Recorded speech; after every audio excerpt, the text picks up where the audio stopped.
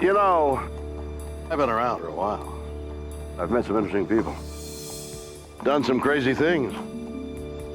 You'd think that there wasn't much that could take me by surprise. You'd be wrong.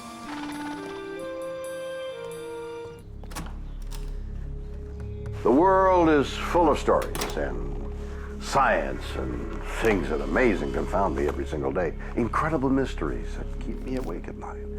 Some I can answer, and others just defy logic. Is someone or something controlling our minds remotely? In Colorado, a man finds a mysterious object in his body. It probably had to be extraterrestrial in nature. Are the brains of humans being monitored from outer space? In St. Louis, a seance turns a housewife into a literary genius. She dictated 7 books, thousands of poems, short stories. It's incredible. Can the dead take over the minds of the living? And in California, a woman causes machines and people to go haywire. Electrical equipment didn't work anymore, my computer, my TV. Is her mind being remotely controlled by the government? Yeah, it's a weird world, and I love it.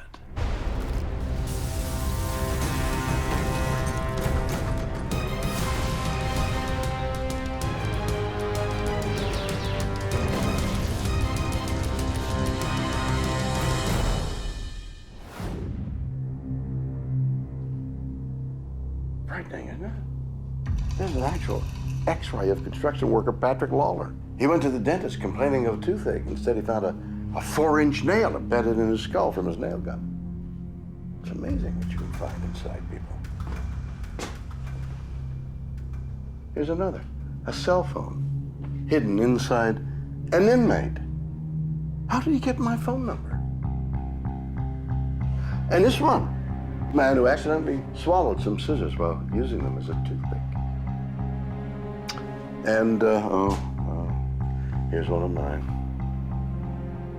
Well, never mind. Despite being bizarre, all of these things are easily explainable, except this one. This was found inside another man. A man who has no idea what it is or how it got there, or even if it came from Earth.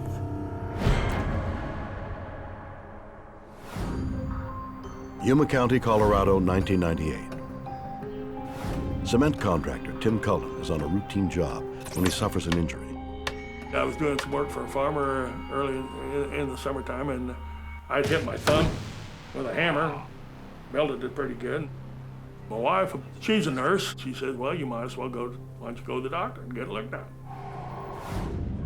Tim's thumb turns out to be fine, but the doctor who examines him finds something else, something he can't explain. The doctor took an x-ray, and he said, you have something in your arm? I said, no. He said, you got any idea where it come from? Tim is baffled by the news. The object in the x-ray is kind of a bright triangle in the x-ray. Real bright, right next to my wrist bone. It was kind of interesting to know that something got in my body. I really didn't know anything about it. The doctor decides to operate, but during the surgery, something extraordinary happens. They were doing the surgery, and I got to watch it on a fluoroscope. As the doctor got ready to remove the object, when he got close to it, it seemed to move away from the forceps that he was going to remove the object with. Like the object sensed that it was going to be removed. They finally got a hold of it, and that's when my arm really got to hurt, and got it drawn up near the surface and put the snip on it, took it loose. As the doctor examines the object, he realizes why it reacted strangely. Inside a membrane is a core of metal. There are also proprioceptors, wire-like appendages that seem to be connected to nerve endings leading to his hand. There was no anti-rejection structures around the whole object at all. The body doesn't even know it's there. I mean, it's metal. There's nothing more foreign to the body than metal. At first, Tim makes a steady recovery, but his health suddenly begins to decline. My mental ability started sliding downhill. My ability to concentrate and to stay awake went downhill really rapidly. It's just like I dropped my wheel. I feel like instead of being a 60-year-old man, I have to take a nap like an 80, 85-year-old man. Certain his health issues are connected to the object. Tim searches his memory for clues. Then it hits him. A mysterious incident 20 years earlier that made no sense at all, until now. We were coming back one night. It was the evening, late night, probably 11 o'clock or so. Coming up Highway 59, and we encountered this craft in front of us. Looked like it was about 100 foot long. It looked like a cigar. There were some lights on it. Tim stops for a better view. Whatever it is, moves like nothing on Earth. It crossed the road, crossed over the fence and under the telephone lines. And the next thing you know, bingo, it's kind of by the car, and then it's back up here. And my wife and I sat there, and two lights came on. They were really bright, because like I said, my peripheral vision was kind of gone. Time seems to stand still for Tim and his wife. After the lights came on, and my wife and I were sitting there in the car for what I perceive is 4 or 5 minutes. It was a mind-bending experience for me at the time. We sat there wondering what to do, thinking about it, and then I looked at the wife and said, let's go. When they arrive home, they discover they've been gone not for minutes, but hours. Tim can't account for the lost time. There was lots of things that may have happened, I don't know. But missing time, I don't get remembered. And it does make it interesting for me. There is one thing Tim is sure of. He was taken on board an alien spaceship and implanted with the mental object. Why? The aliens want to interfere with my thought processes for some reason. It's a form of mind control. We're not the only intelligent mortal life form in this universe. It makes me wonder why me? And I truly do. I'll never get over it. This is weird. Or what? A guy doing some simple DIY ends up finding this thing inside him. Can Tim Cullen be right? Was this device created by an extraterrestrial, then implanted in his arm during an alien abduction and used somehow to control his mind? It's an incredible concept, isn't it? But I have an even more important question. When will they be on sale at Radio Shack? What happened to Tim Cullen? Did an alien life form implant a device inside him to control his mind? Ex-police officer Daryl Sims is known as the Alien Hunter. He counsels people who claim they've been abducted by extraterrestrials. Our abductees range from everything from housewives, husbands, they work, hard-working people. We've got 3 NASA scientists that are abductees, one of them with implants. An alien implant is an object or a device that is surreptitious, and it is parasitic, and it's installed in a human being, and it's done for specific reasons. Most of the time, people that have implants don't even know they're there. They have no clue. They'll have a car accident, they'll be in any kind of an accident, or we have to go to a doctor, and the doctor will do an x-ray, and he'll overlap some area and say, what in the world is that? He's convinced Tim's UFO experience was not only real, it wasn't his first. He's a typical individual that had no clue what was going on. I suspect his events started very much younger in his life. Many people who find out they're an abductee later in life don't realize that they've had events long before. Most of the time, not all the time, most of the time. Events start when you're quite young. And not only that, but the second question I would ask him, how many people in your family have you talked to about these events? Grandma, grandpa, aunts, uncles, and so on. You're gonna find you're not alone in your family. It is in your family lineage.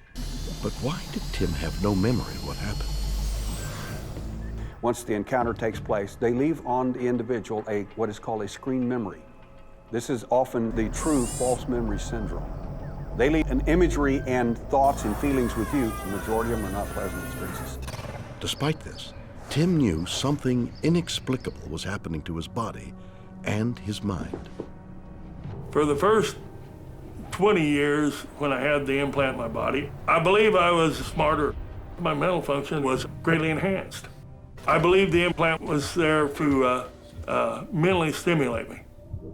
The implant was affecting his neurotransmitters, chemicals that regulate mood, behavior, and other critical functions in the brain. Abductees often feel, why am I having these feelings? Their levels of serotonin and dopamine being altered, as one a psychologist told me, she says, anyone that can do that to you, I don't care who it is, they own you. They own your emotions, they own everything about you. Sim says implants don't just change the way the brain works, they actually record what it's doing.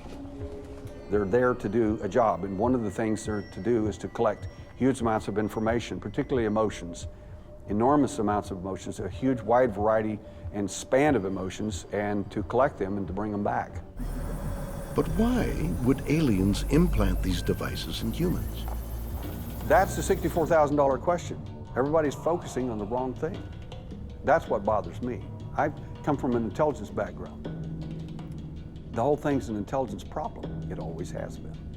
Did aliens try to control Timothy Cullen? Or is the true explanation more down to earth? NASA knows where every bolt is floating around up there. A mysterious object is found in a man's arm. Was it inserted by extraterrestrials in order to control him? Dr. Michael Shermer is the publisher of Skeptic magazine. He spent 30 years investigating alien stories. The Tim Cullen story has been around for a long time in UFO lore. He's one of the handful that they hold up as somebody who came to the realization that he was abducted decades after the event happened. So this is in one of two categories of alien abduction stories. Those who remember it immediately, and they describe that they were asleep at night and so on, and those that remembered it decades later, triggered by perhaps regression analysis or just talking to other UFO abductees, and you get the idea going, like, hey, maybe this happened to me, and then you, in your mind, reconstruct it. So he's one of the latter. Yes, you hear about these implants with alleged microcircuitry and things like that. I've never seen one. I've never seen a published article about this. I've never heard of a scientist examining anything like that. Of all the implants that have been tested that I've seen, rigorously tested, they've all concluded that these were natural, earthbound artifacts. Shrapnel, piece of metal, splinter, that kind of thing. Not any kind of extraterrestrial. Dr. Shermer has studied video of Tim's surgery. He saw nothing to suggest the object was controlling his brain. Seeing the video of the surgeon removing it, it didn't look like that at all to me. It looked like it was actually quite loose in there, because as he was poking the tongs in there to grab it, it was moving around. It didn't look connected to any nerves at all. But what about the strange membrane the doctor found? We do know that something that's been in the body for a long time gets coated by the body. It's a way of protecting itself. That may look metal when you see it, but it's just actually some other organic material. And I suspect that's all it is. Our brains are really good at doing that, even with just random noise coming in. And so more cell phones, more internet websites, more information coming in only provides a greater sea of randomness from which the brain can find patterns. And so conspiracies are perfect examples of that. Was Tim making it all up? Not necessarily. Dr. Shermer's sure Tim had some kind of traumatic experience, but pop culture made him blame it on ETs. In the Middle Ages, the narratives talk about demons, because they live in a demon-haunted world. 200 years ago, 150 years ago, these were poltergeists and ghosts, because that's the world they lived in. Our century, aliens. So our anomalous psychological experiences are interpreted through that filter. Cullen Ross is a psychiatrist specializing in severe mental trauma. He agrees something was trying to control Tim Cullen, but it wasn't aliens. I get contacted quite regularly by email and mail by people who absolutely firmly believe that they're being monitored and controlled remotely by the CIA, the military, or the government. They'll describe how they were involved in the military, how they had a security clearance, they got in some sort of beef with some other person, and then it all started. But how could the government control someone's brain? It's a known fact that from the documents, and this is going back 40, 50 years now, that you can control somebody's behavior remotely by activating an electrode that's in their brain. It's not a conspiracy theory, it's a medical proven fact. Dr. Ross says the origins of mind control technology began from a desire to tap the skills of German scientists smuggled into the U.S. after World War II. Operation Paperclip is one of a series of projects that was created by the CIA after the Second World War, and it was to get control of the German scientists. So the U.S. government wanted to bring a lot of expertise over to the United States. Rocket engineers, ball bearing manufacturers, film, whatever it might be, and brought them into the United States for use in research. One of them, Dr. Werner von Braun, helped the Americans take the lead in the space race. Did another German scientist give the U.S. the edge in mind control? Dr. Ross thinks so, and that the U.S. is still using the technology. I'm quite confident that there must be military and CIA implanted chips in people around the world for various purposes. But why would the U.S. government want to control people's minds? Simple. To achieve global domination by turning ordinary people into fearless assassins, activated by remote control. The way you control a behavior is kind of twofold. The electrode can actually activate part of your brain, or you can hypnotically condition a person. So the idea is you condition the person to have this new identity inside who's hidden behind an amnesia barrier. You call them out with a hypnotic code, give them the assignment. They go back inside, they carry out the assignment. If the out front person is captured and interrogated, has no information, no memory of it whatsoever. And there's documents going back into the 50s.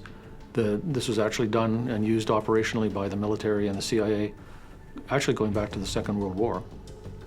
The way I got into all that was I started hearing stories from patients in treatment that they had been programmed and conditioned by the CIA or the military. I thought, a little fantastic sounding, and decided to look into it. Was Timothy Cullen being groomed as a covert government assassin? Are aliens trying to control his brain? Or did he just imagine the whole thing? Whatever the truth, it's weird, or what?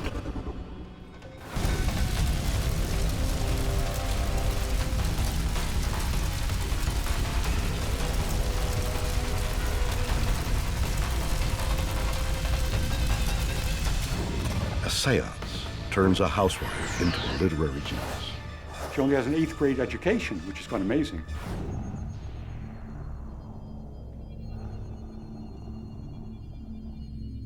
Hi. I'm just trying to contact the spirits. Oh. It's, I'll be with you in a minute.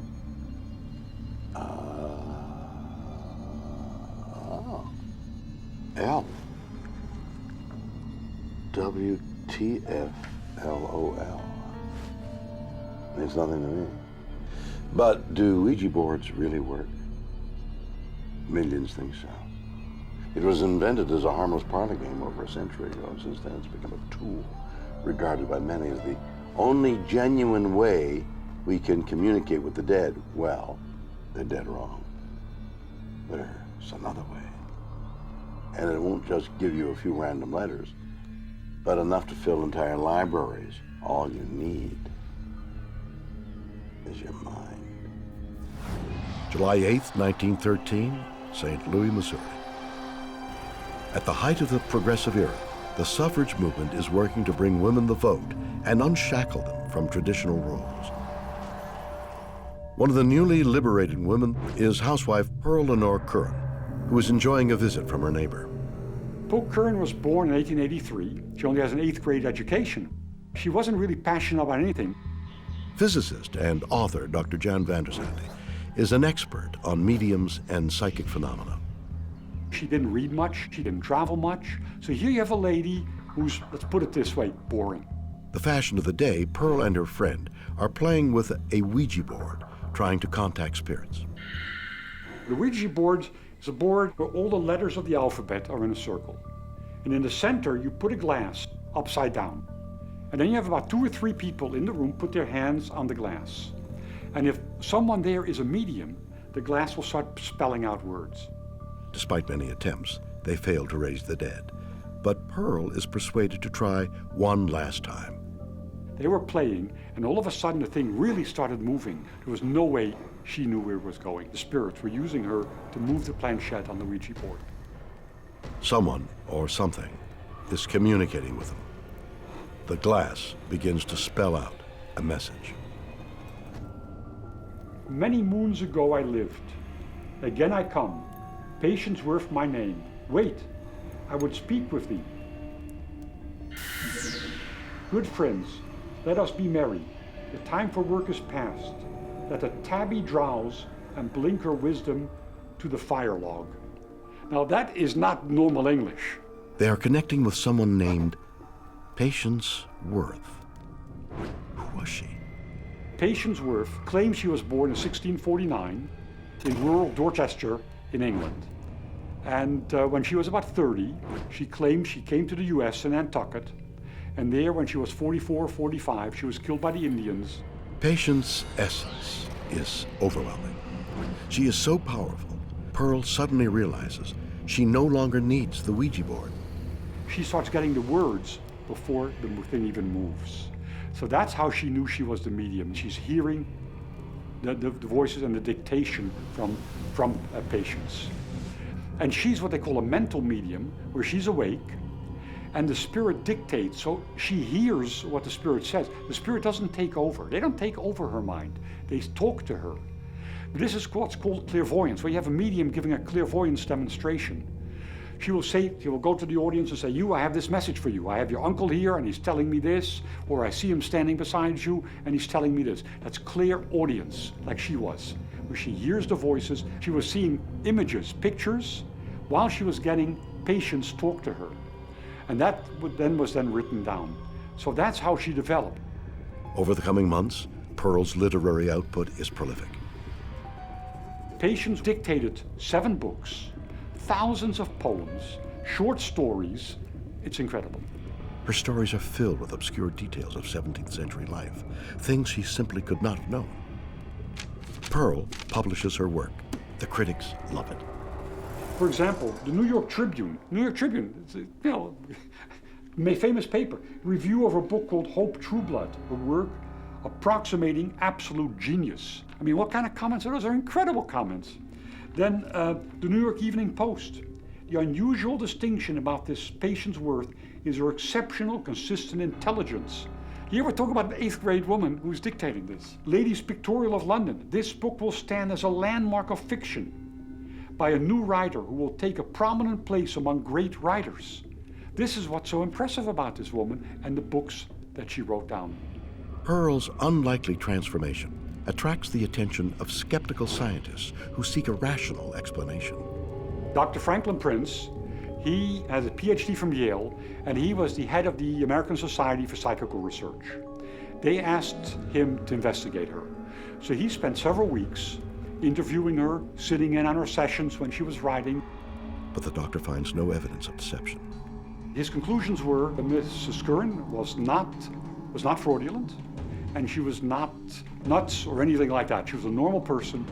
Patience and Pearl's ghostwriting partnership continues for almost a quarter of a century, until 1937, when, in an eerie twist, Patience uses her final message to deliver a chilling prediction.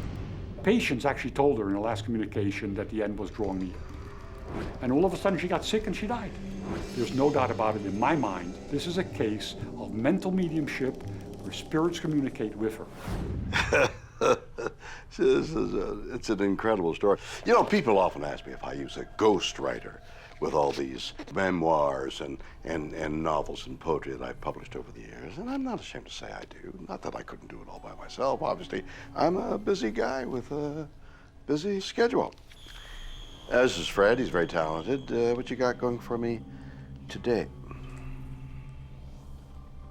I told you to stay off of Facebook when you're on working hours, Fred. I want you to send a note to my wife. Tell her I'm with her in spirit. How did Pearl Curran write so accurately about things she knew nothing about? Can paranormal entities take over our minds? Professor Stephen Browdy is an expert in parapsychology and editor-in-chief of the Journal of Scientific Exploration. I personally don't think Pearl Curran was channeling an entity, Patience Worth. The character Patience Worth provided very few clues about her alleged earthly life. Just that she lived in the 17th century around Dorset in England, at some point came to the US, and was killed in some kind of battle with Native Americans. That's pretty much all we know. So there's very little evidence. And what you look for in a good case suggesting survival after death is, first of all, somebody manifesting knowledge or abilities closely associated or uniquely associated with some deceased person. And you need evidence suggesting that those abilities or that knowledge were not acquired through normal means. We don't see that in the Patience Worth case. So who was the literary genius? For Browdy, the answer is easy: Pearl Curran. My best guess about the Patience Worth case is that Pearl Curran was a kind of dissociative virtuoso, somebody who could go into a kind of altered state, and in that state access various abilities and reservoirs of knowledge that ordinarily were not at her disposal. In Pearl's case, I think she went into a kind of light trance at the Ouija board, a kind of dissociative state, and in that state she was able to bypass certain barriers to creativity she had erected through most of her life. Was Pearl Curran a world-class writer without even knowing it? If so, Browdy's theory leaves a nagging question. One of the main and lingering puzzles about the case is how Pearl Curran acquired the knowledge that she did of life in England during the Victorian era so that she could write her novel Hope Trueblood. It's possible that she might have encountered some of the materials in her everyday life. My suggestion about this is that Pearl Curran had some latent and quite formidable linguistic talents, which were just waiting for the proper time to nurture them and to bring them out. Was Patience Worth just the name Pearl Curran gave to her inner author? How did she know so much about things she hadn't experienced? She was just getting it directly from that time, from that space. A poorly educated housewife becomes a literary master. Did she possess hidden talents? Cynthia Larson doesn't think so. She's an author and expert on the physics of reality, the building blocks of everything we know and experience. The Pearl Curran story is extraordinary, and when I first heard about it, I was amazed with the syntax, the language, and the everyday experiences. How did Pearl access this ancient knowledge in perfect detail? Quantum physics, of course. My theory about Pearl Curran is that she was quantum jumping back in time and making several jumps back to different points in space and time, and doing so due to the fact that we are all, even though we're on a very large scale, we're capable of doing things at the quantum scale, such as making a quantum jump. And this is exactly what happened with Pearl Curran. If you can imagine this universe as consisting of very many parallel, alternate realities, then what you're doing is actually choosing which one of those you want to go to, establishing a kind of a connection to it through some meditative process, and then bringing the correct energy to it to make that jump. In addition to alternate realities, Larson thinks quantum jumps can take us both backward and forward in time. Usually when we think of time travel, we think in terms of time being linear. What's extremely different about quantum jumping is that we're working with the theory that we have many worlds, many alternate realities. That means there were many possible beginnings. We're right now moving toward many possible futures, and currently, right here and right now, we have access to an infinite number of possible alternate realities. In terms of scientific research, there's no exact evidence and proof that quantum jumping is occurring. There are, however, some exciting findings right now with quantum behavior occurring at the macro level. And some of this experimental work has been done recently in Oxford, England, where a couple of diamonds 15 centimeters apart were entangled. That means that they were precisely moving in conjunction with one another at room temperature, which is a big deal, separated 15 centimeters apart. So what we're witnessing is seeing some of these very small scale micro level effects, the quantum effects, at the macro level. And that's forcing us to rethink all of our assumptions about what reality really is. Quantum jumping into the past might explain how Pearl wrote with such vivid detail. But how did she do it? When people have this experience, they often are in a meditative state.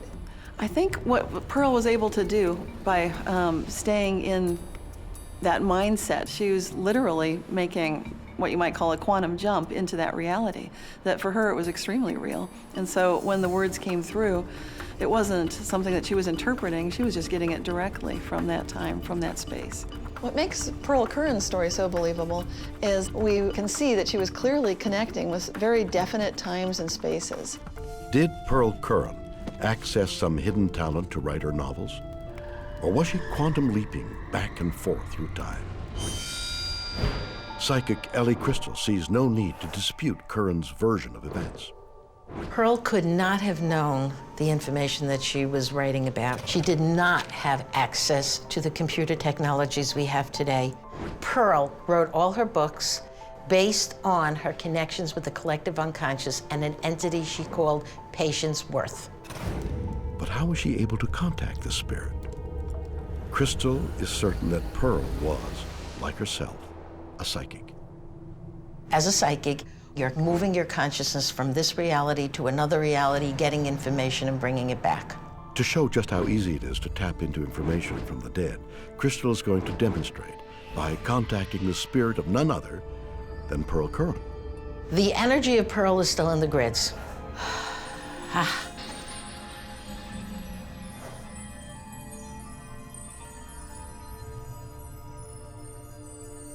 Pearl is saying, she's showing me 2 keys. Beautiful gold keys. She's writing now. Crystal says this kind of channeling is called automatic writing. The waters will be big. The land areas will fall. She has more to say. She's coming back into me again, though. No World War III. No World War III. No World War III. 2012. 2012. 2012. The balance scales over here. Like a kid's seesaw.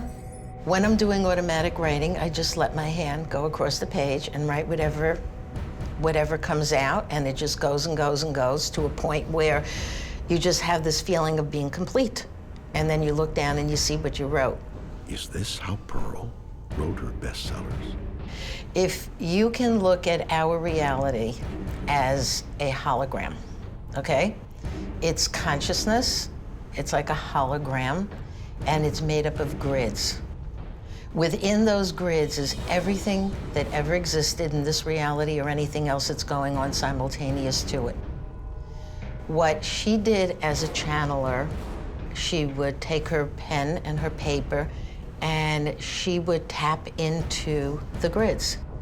It's not a magical thing, it's really all science and math. Automatic writing is something you come back to all the time and you keep writing and writing. It can get very addictive also. Did Pearl Curran travel back in time and report what she saw? Did she contact a long-dead spirit to write her novels? Or was she tapping into an ability she never knew she had? We may never know. Weird or what?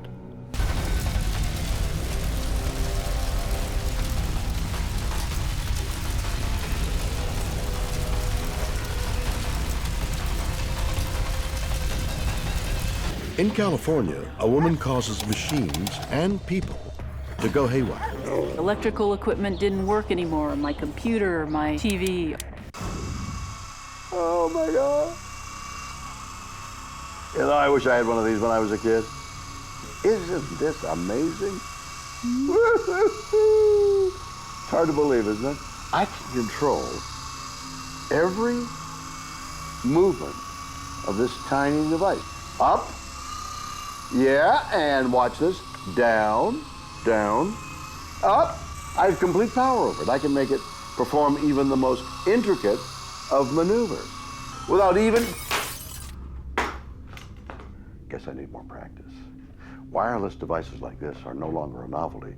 But what if instead of a helicopter, you could control someone's brain? Now that would make for an interesting story. Here it is. September 1988. It is the start of the fall semester at the University of California, Davis, where Cheryl Welch is beginning life as a law student. I grew up in Sacramento, California. I was a receptionist at Kaiser Hospital for 10 years. I decided that I wanted to go back to school, so I went to UC Davis. But as her studies get underway, things change. I know what normal life is, and life became very abnormal. It starts with her telephone. Usually you pick up a phone, you hear dial tone. But my phone, there would be click noises. There'd be a long pause, then static. She has it checked, but the strange noises continue. Cheryl becomes concerned. It's the first of many appliances that behave erratically in her presence. Things in my environment, all of the electrical equipment didn't work anymore. My computer, my TV. Her unease grows as she discovers it's not only machines that act strangely around her. Police cars started to follow me. I had a rock thrown at my car. Somebody tried to drive me off the road. I mean, I've never had a ticket. I've never taken drugs. People in my environment were acting out of character. I was acting my normal self, and people were acting weird. People turned against me. People would stare at you. Students would swear and spit on me. Weirder still, random strangers on the street seem to know exactly what she's thinking. I felt like I was surveilled. I thought somebody could read my thoughts. Cheryl's personal life falls apart as friends and family drift away. Then, she's fired from her job. It was like shock and awe. For 3 years, it was like that. I realized, you know, this wasn't going to go away, despite my best efforts. That was a really depressing, blackest moment of my life. I just cried and cried and cried. I thought, why not just end it? Fearing for her sanity, Cheryl seeks help.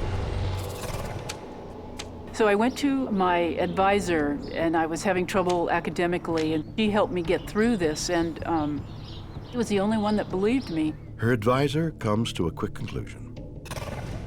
Cheryl is the victim of a deliberate and organized campaign of harassment. But who is behind it? First, we checked out. We thought, maybe there's a psychology experiment. They're trying to stress you out. There was no psychology experiment. So I hired private investigators, and I tried to figure out if there were any bugs in my apartment. Nothing. Talking to my advisor, we both figured only the government would have this kind of control over your telephone or what you did in the privacy of your apartment. Deciding to investigate, Cheryl gains access to government documents. They reveal the unthinkable. A top-secret experiment is subjecting everyday citizens to mind control. Major countries have developed this secret mind control technology, especially Russia and the United States. She's convinced the people who harassed her were under mind control and didn't even know it. Somebody is making them do things, you know, without their knowing it. But why choose Cheryl? You're going to need to experiment on a lot of people. You can't do it ethically, so you're going to do it covertly, you know. She thinks she knows what put her on the government's radar. Before I went to UC Davis, I went to the Army recruiting office. I filled out the forms, I put in my application, but I went to UC Davis instead. And then after that was when this happened. After networking with other victims, they have that connection. Former people who applied to the CIA, former people who have relatives in the government or the CIA are often targets. Are the minds of innocent citizens being controlled by government-sanctioned experiments? Is Cheryl Welch telling the truth, or are her claims absurd? Just another conspiracy theory that's impossible to prove? Maybe, but not if you listen to Nick Begich. I think there's some good evidence that Cheryl Welch and many of the other people I've spoken with have been victimized by this electromagnetic mind control experiments. The weapons of this century aren't bombs and bullets and ordnance, but electromagnetic energy targeting the human being, which is a greatest revolution in military affairs since gunpowder. Begich is an expert in government mind control. He is convinced the Pentagon has mastered a technology once thought to be science fiction, the ability to broadcast information directly into the human brain. Our government began spending a lot of time looking at how to modify behavior of human beings. Going back to the Korean War, in fact, in a publication, Low Intensity Conflict in Modern Technology, they have a chapter on electromagnetic weapon systems, being able to not just to debilitate someone, but actually even to stimulate certain activities within the brain. But how? HAARP is the High Frequency Active Auroral Research Project, which started as a joint effort of the Air Force and Navy. This is a very large array or field of antennas based in Alaska, radio frequency antennas. And normally when radio frequency energy comes off of an antenna, it spreads out, just like shining a light on the wall. It follows the same principles in physics. The light spreads out, becomes less dense, radio signals become less dense, so the further you get away from the transmitter, the weaker the signal. With HAARP, what they do is use an array or field of antennas. Right now there's 180 in that array. What they do is create a cyclotron resonance, which is sort of could be visualized as sort of a corkscrewing motion of the energy, and as it goes higher and higher, it gets tighter and tighter. HAARP antennas transmit powerful radio signals into the upper atmosphere to study the effects on wireless communications. But Begich says HAARP can also be used for more sinister ends. HAARP has announced several other programs and campaigns, and there's two areas that I got very concerned about. One was weather modification applications. The other was the effect on human beings. If you can modulate a signal that the brain locks onto, recognizes, and begins to mirror or follow the frequency following response. The brain rhythms change, then it creates a chemical cascade within the brain, and the emotions change. Now the resolution gets finer and finer and finer. And it used to just to be about triggering emotions. You could change people's brain chemistry pretty readily, change their emotional state pretty easily. But when you get down to the idea of thoughts and being able to manipulate those, that requires a different kind of sophistication. Can we hear sounds without using our ears? Not only is it possible, says Begich, he can prove it using sound recordist Brad Daw. So what I'm going to demonstrate is a earth pulse sound wave, and what this is an infrasound device. It's just a small electronic circuit that we run a CD player playing some Bach into our circuit, and then comes out through two piezoelectric transducers. So I'm going to place these transducers on your face. You're going to block your ears tightly. We put those in contact with the skin and listen. Yeah. So what do you hear? I hear the music, yeah, loudly. Right in the center of their forehead, inside their head, they'll hear Bach, just like they would with their ears, but the ears aren't involved. Now, I can take this away. If you'd hold this on there with one finger. Yeah. And then we'll show that this current actually can transit. So it only works when I touch your head or when I touch your skin, but essentially the current's going through both of us, but the signal does not go down. It maintains sound volume. It wasn't through my ears at all. It was basically, it felt like kind of it was coming from the middle of my head, no direction, and it was clear. So not through my ears at all, which is pretty cool. Now we can do this wirelessly with microwave. So there's lots of ways to do it, and this just gives a very simple sort of workbench model that gives the principle so people can understand, yeah, you can really do it. It's just a little deaf, man. I got a headbanger. Now, this is a fascinating theory, but there's just one problem. I'm not sure these piezoelectric transducers are going to catch on as a fashion accessory. And frankly, I don't even know what piezoelectric means. But if we're to believe Begich, the government don't even need these. They're tapping directly into our minds, controlling us with powerful, invisible microwaves that can alter the very way we think and act, making us believe anything they want us to. And that's just the Republicans. Is the government manipulating our minds wirelessly? Or does the answer lie elsewhere? There's some kind of organization out to get them. A California woman suffers a brutal campaign of harassment. Is the government trying to control her mind? Clinical psychologist J. Ryan Fuller believes Cheryl's experience isn't due to harassment, but mental illness. When I heard of some of the things that were described, certainly bring to mind the kinds of content that sometimes people with psychotic disorders have. He thinks Cheryl has a classic case of delusional disorder. A delusional disorder is a particular type of psychotic disorder where there's going to be a false belief that's held very, very strongly despite evidence being presented again and again to a person.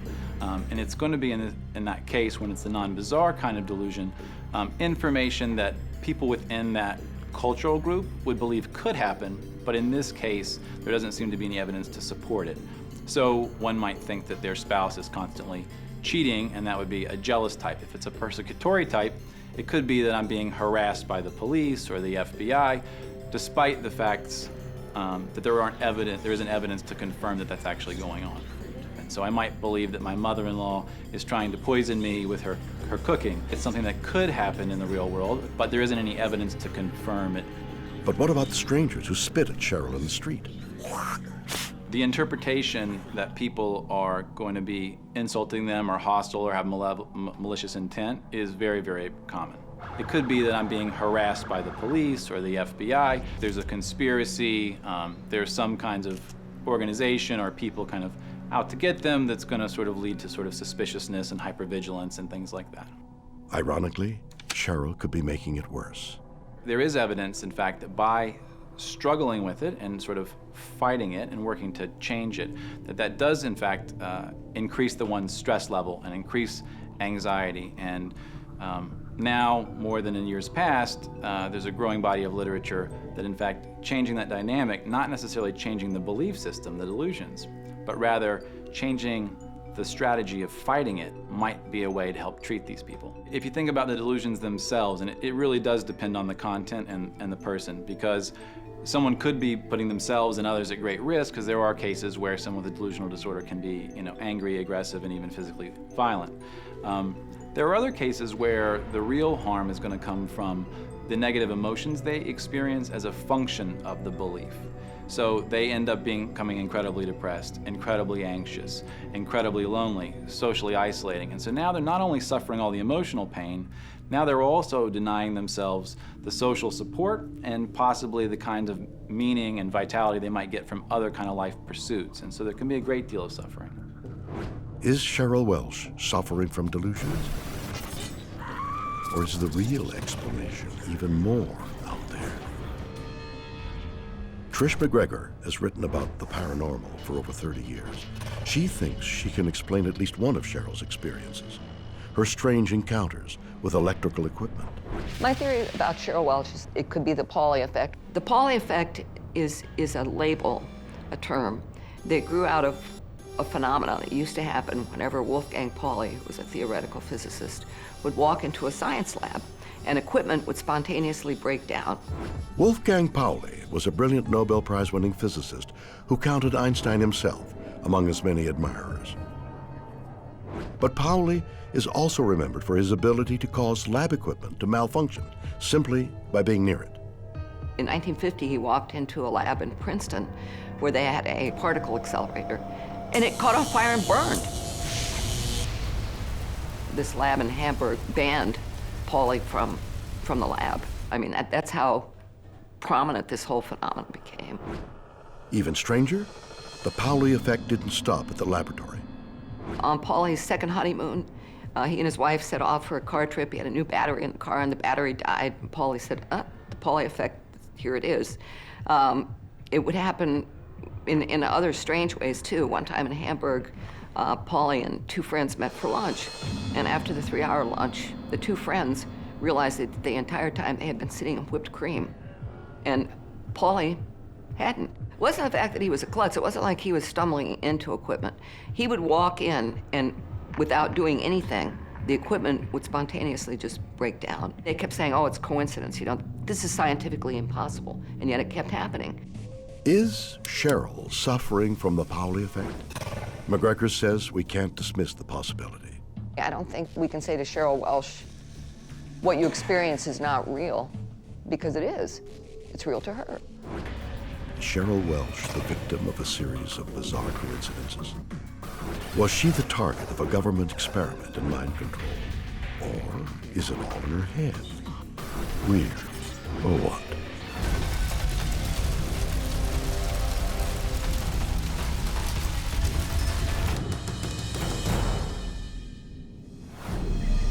So there we have it. 3 stories of mind control. An implant turbocharges a man's brain. Is it an alien device? A housewife turns into a literary genius. Is she channeling a spirit from the 17th century? And a woman suffers a bizarre campaign of harassment. Is she a guinea pig for a secret technology? You decide. Join me next time for more stories that will undoubtedly be weird or what.